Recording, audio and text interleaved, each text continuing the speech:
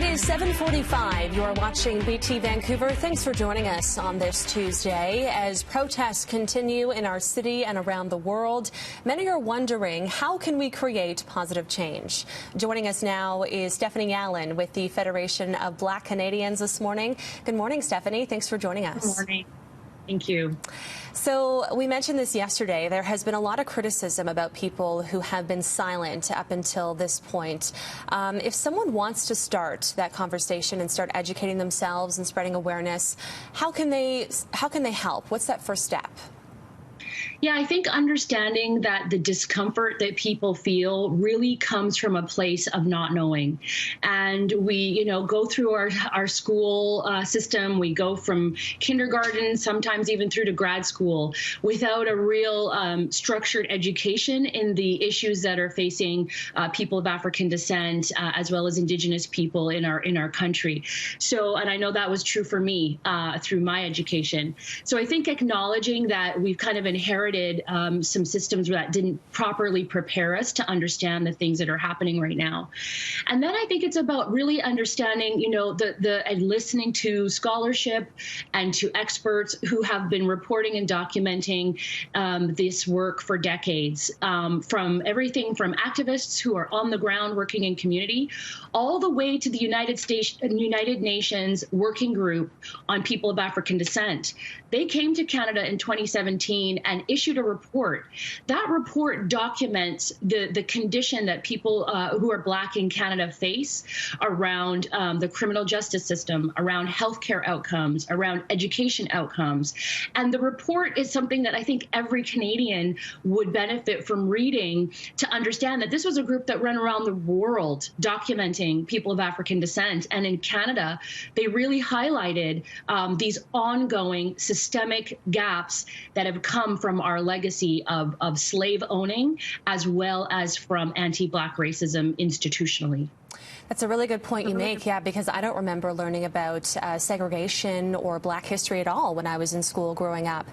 With so much content that is online, what resources do you recommend people should be looking into to get them, in the right state of mind? I think that one of the best things folks can do is look to the people that have been doing this work now for a very long time and have a body of information. There are writers such as Robin Maynard, who created a seminal work called Policing Black Lives. In it, she documents the history of slavery, the history of bans in this country for Black immigration after slavery was abolished in 1834. She talks about the relationship between Black and Indigenous people within the context of Canada's racism. And then she also traces that to the present day and how we have a state where people who are Black and Indigenous show up in public spaces or just going about their lives are seen as suspicious, out of place, and potentially, up to no good. We also have to understand that Black people were major contributors to this country.